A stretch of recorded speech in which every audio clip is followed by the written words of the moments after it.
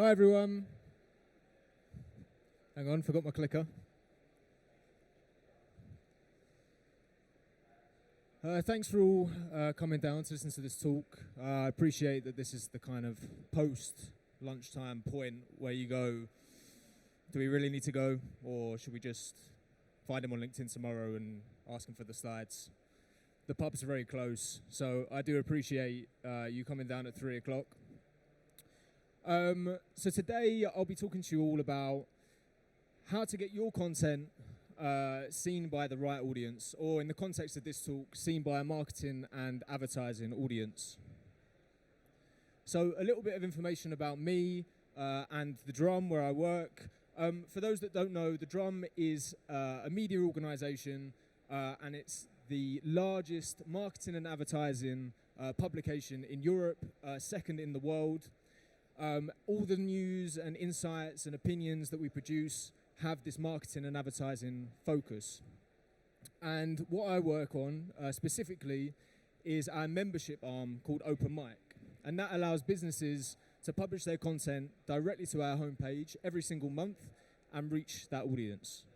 Now, why is this relevant for a conversation about reaching the right audience, about reaching that marketing and advertising audience? Well, because when we first set up Open Mic about 4 years ago, the idea was simple. We already had the platform, and we were going to allow businesses to take the stage and just deliver their content straight to our audience. And we thought that would be good enough. And what we found was that readers weren't interested in the content. And when we did a bit of a content audit and we really looked at the content, we realized that even though we had the audience, even though technology companies and co were serving what they thought was good content to the right audience, it wasn't getting read. And so we completely flipped the product, and instead of it just being a platform, we started having much more of a say over the content. We started advising more, we started informing our members about readership trends, we started refining the content, and giving them the tools that they needed to produce good content. And within a couple of years, we saw more than, I think it was 120% increase in traffic. Members obviously became a lot happier, and it led to us winning Digital Product of the Year last year at the Independent Publishing Awards. So today, what I'm going to do for you guys is I'm going to give you essentially my top tips on how to create the right sort of content for the audience that you're trying to reach.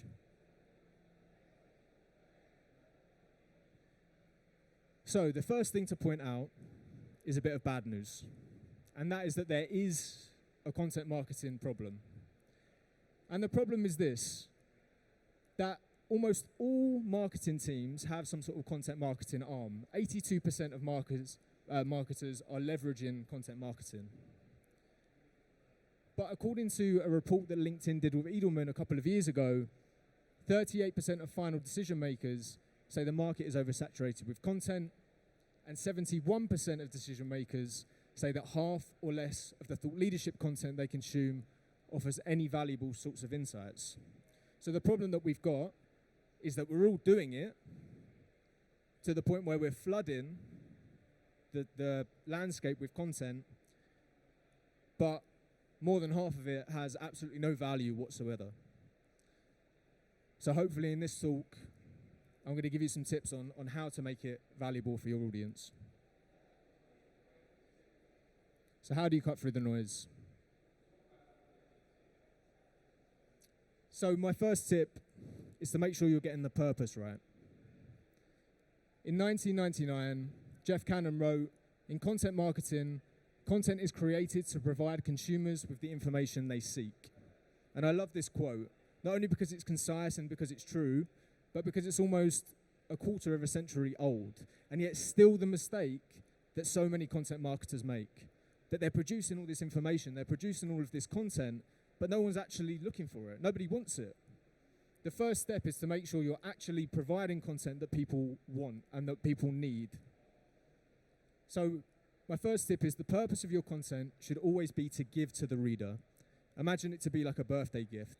Okay, I'm going to return to this metaphor a few times. But you want to give them something that they want, and we're finding that what readers really want is to be informed on relevant subjects, to receive advice, and to be entertained. And entertained is increasingly becoming a more important purpose, because AI is not entertaining, and people are leaning on AI more and more. Quite simply, content should be based on what your readers want and what they want to know, which is valuable to them. It shouldn't be what you want your readers to know, normally about you. That's valuable to you, not necessarily them. And so the litmus test of whether your content is actually valuable is simply to ask, would my audience go looking for this content? You know, if they're sitting on a bus and they're scrolling through their phones, or they're on Google or whatever, are they likely to actually type in the words that your content answers, or the problem that your content answers? And if the answer is no, then your content is probably not valuable for your audience. So I'm going to run through some common pitfalls that I see a lot with technology companies. But for this example, I'm going to pretend that it's Abby's window cleaning company, that she's got on the content marketing train, and she's making some common errors early on. The first common pitfall is to try and give your audience, 3 reasons, 5 reasons, 21 reasons why they need the very thing that you offer. This is not valuable, because if you apply the litmus test to it, nobody's going to go looking for this information. As human beings, as businesses, we need any number of things in life. We tend not to go looking for those things, because if we know we need it, then we already know. If we don't know we need it, how are we going to go out of our way to go looking for those things? Abby's also said, why a window cleaning solution is the answer to advertisers' woes. Again, this is very vague. It's the thing that we're offering is solving some, vague problem that you're having. Now, if you're not identifying the problem that your audience is having, that you're solving, then how are people going to go looking for that? And again, if people aren't looking for it, it's not valuable. 3 amazing benefits of having clean windows. Again, this links back to the first one. People tend not to go looking for the benefits of something. They either know them or they don't. But also, A and C here, the purpose there is to persuade, right? Trying to persuade you of the benefits, trying to persuade you of the reasons that you need something. As soon as your purpose is to persuade, you're erring on the side of a sales pitch, and nobody wants to be sold to. And finally, and this is my favorite one, and I see this quite a lot, which is how to build a business case for whatever it is you offer. That's basically saying, here's a sales pitch that I want you, individual, to pass on to whoever holds the budget. You're basically asking somebody to do the work for you. And these are topics that people won't read. And the reason that I've chosen a window cleaning company here is not to be facetious, but it's because I think I can say with confidence that we all have at least one window in our lives, maybe not at the Excel. So we are all Abby's window cleaning solutions target audience. And yet, how many of us have ever read the 8 benefits of professional window cleaning? Now, if you have, and you're thinking, oh I love this piece. This is my favorite piece of content marketing I've ever read. Just keep it to yourself, because it's going to ruin my line of argument. So the next point is then, well, how do we make sure that the purpose is right? How do we know what our audience want? And this is where I think a lot of content marketers can falter, right? Because they think, well, how do I keep up with the trends? How do I know what they want? I'm not a psychic. The first one is just to do your homework. If you're trying to reach a marketing audience, make sure you're reading marketing publications. There's Adweek, there's The Drum, there's Campaign, there's DigiDay. Make sure you're looking and keeping up with the trends and seeing what their journalists are writing about. The second point is to use a keyword research tool. Now, people normally associate keyword research tools with SEO, right? because it shows what people are searching for, in what volume, how competitive it is. And on the one hand, that's right. And if SEO is part of your strategy, that is what you should be doing. But even if you're not interested in SEO or ranking on Google, it's still really valuable, because what an SEO keyword research tool does is it shows you the appetite of certain topics. Because by seeing what people are searching for, you can see the problems that people are facing. If people are asking, what effect is AI going to have on my job as a marketer?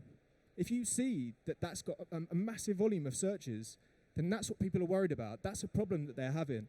And so that's something you can write about, or do a social post about, or do a video about. It doesn't have to rank on search engines to be valuable. You just need to know what your audience want to know about. So the third one, I guess, is similar to the first one, is to be aware of major dates in the industry calendar and time your content accordingly. Find out what dates are your audience really interested in. From a marketing perspective, if you were trying to target, say, an e-commerce company, then you need to know that Black Friday, Cyber Monday, Christmas, you need to know that they're the biggies. And if that sounds obvious, you also need to know when is the right time to put it out. If you're putting out a Black Friday piece a week before Black Friday, it's not going to go anywhere, because people have already got their campaigns up and running by that point. This is where, if you're keeping up with the right publications, you'll see that maybe this sort of content is coming out in August. And so that might be the right time for you to start putting that content out. And finally, choose the right environment to serve your content in. So I think as content marketers, we're a long way away from just saying, we've got a company blog, that's fine. We need to make sure that we're all diversifying where we're putting our content. And if we're putting it on something like YouTube, we need to make sure that that's where our audience actually are. It's not just the stab in the dark of, the cliche CEO saying to the marketer, well, shouldn't we get on TikTok or something?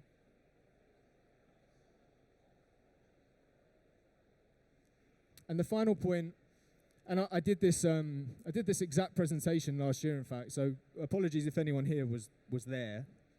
I did try and grow a mustache to give the illusion of variation. But this has become much more important than last year, originality. And the reason that it's become so much more important is because it's so easy to hash out a non-original piece now, right? Easier than ever before because of AI.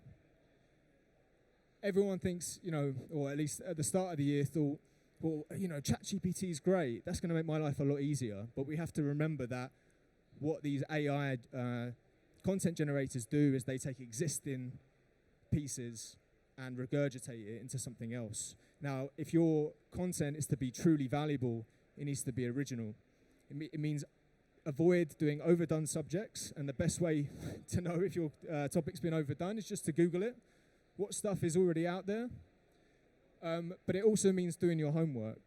Okay, I think as an industry, content marketing got far too comfortable sitting in armchairs, drinking their coffees, and just coming up with sort of half-assed opinions that you can find elsewhere, or reusing stats.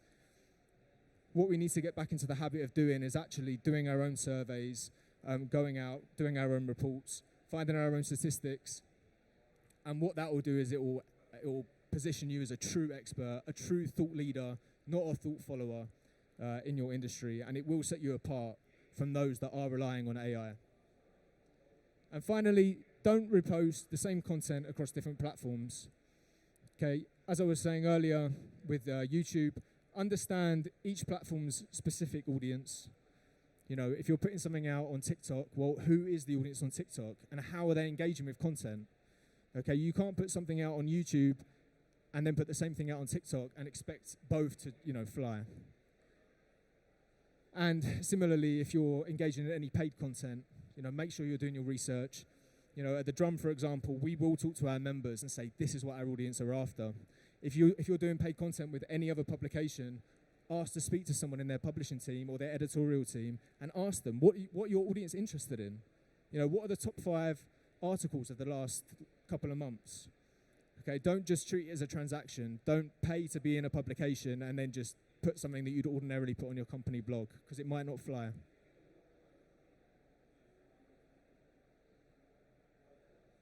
Okay, so my key takeaways. So, to reach the right audience, content must be valuable by having purpose. You must aim to provide your readers with something genuinely useful and meaningful to them. Remember, content is a gift. You're gifting something to your readers, and you're not taking from them. You're not persuading them to part with something. You're giving advice. You're giving tips. You're giving up some of your expertise. Relevance. So it has to be published in the right place at the right time when audience appetite is at its peak. Again, content is a birthday gift. So what do you do when you need to get someone a birthday gift that you don't really know? You might ask their, say it's your partner's dad. You might ask your partner, what is your dad like? What's he into? Has he mentioned anything recently that he's particularly interested in? Make sure it's relevant. And finally, originality. Make sure you're steering away from overdone topics or else challenging the status quo. And just to annoy you one last time with the birthday gift analogy, the more original a present, the more unique it is, the more special it is, right? The less chance that someone's going to throw it away in a couple of years.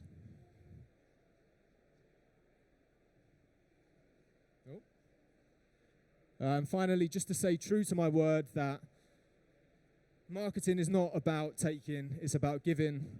I'd highly encourage you to sign up for this newsletter, which is totally intended to give you guys some content marketing tips. And also, we've spoken to some of our editors at the Drum who'll be giving some advice on how to pitch to editors as well. So if you enjoyed today's talk and you'd like some more tips, just scan the QR code and you'll be able to sign up for that newsletter. But for now, I'll open it up to some questions if anybody's got any.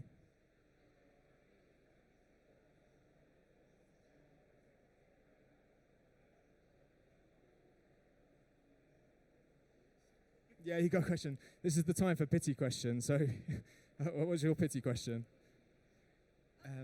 When it comes to content, especially with the new sort of social media platforms like Threads, have you noticed that if there's going to be any sort of changes that you need to adapt those principles, or are the fundamental principles still the same? Yeah, it's an interesting question. I mean, so with Threads, it's a weird one because it's too early to tell. I mean, even the Drama, along with a load of other businesses, jumped straight on it. I think from day one, they went on it, and there was this expectation, especially when, everyone read that story that there was, 100 million users in the space of 24 hours or something. Everyone thought, this is going to be the next big thing. Within a week, that had halved. Now, personally, I don't know anybody at this stage that is saying Threads is amazing for marketing. But I think TikTok is an interesting case because it's been around a bit longer. We're starting to understand that if it is a fad, it's a very long fad. And what we're finding with TikTok and content marketing is if you look at companies like Duolingo, for example, all of their content is just like a big mascot bird tripping people up in the office, right? It's really non-serious. It's really light-hearted.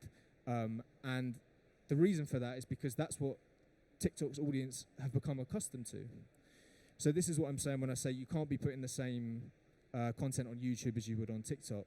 So I think when there's a new platform, I think the best thing to do sometimes is, create your marketing page, get yourself set up, but hold fire. Don't rush in. Just take a step back and see how it builds and see what the audience becomes and see what that audience likes before you start wasting your time, trying something crazy new and it just being a waste of time. Yes. You got. Yeah, that's right. I'll grab some water. It's just that one in the corner.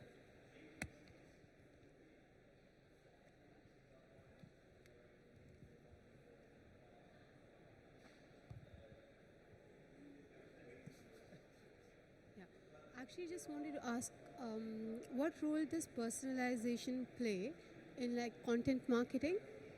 Sorry, one sec. I realize I don't have any headphones, so I'm gonna just. What role does personalization play in content marketing in terms of catering to different audiences? because every company would have a sort of a wide audience, but sort of catering to each of them would be difficult. So sort of using personalization could be difficult, especially in content marketing. So just wanted to understand how would you tackle that? Yeah, so that's a good question. The question was about personalization, right? And how would you personalize your content? Do you mean when you're trying to reach masses of people at the same time and personalize it? Yeah, well, I mean, that is the big question, isn't it? I think this is where email marketing can be really good, because with email marketing, you can collect data on an individual level. You can segregate that data. And so the comms that are going out to those people are going to differ. But the big challenge is obviously getting that data. I think in terms of putting it on sort of platforms that go out to everyone, I think it's very difficult, if not impossible, to personalize it. But what you can do is you might say, well, with this piece of content, we want to target this niche. We don't want to target everybody. We only want to target ages 15 to, let's say, 25. And then that can also influence what sort of platforms you're then putting that content on. And yes. I'll come over. Would you say there's a good step-by-step guide to finding out who your, so if agency side, your clients' thought leaders are in their industry are, other than looking at social, doing a bit of a quick Google? Is there anything else that you'd advise when you're trying to find the right thought leaders? Yeah, so do you mean if you were, say, an agency or a brand and you wanted to find someone that was top of their game Yes. in an agency? Yeah, so I think that just goes back to visiting publications in that in that space. So with the drum, for example, our agency lead, he'll talk directly to those that are top of their game, your Ogilvy's, your Wonderkind, etc.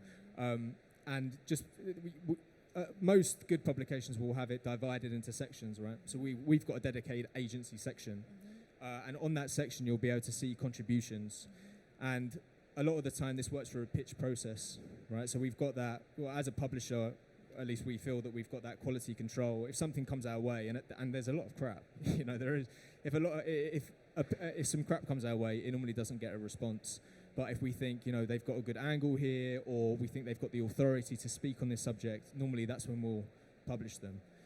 So, I'm not saying go on the drum every single day, although, you can do that if you want. But definitely visit these publications, things like Adweek, Campaign, The Drum, DigiDay, and the cream kind of rises to the top. Thank you.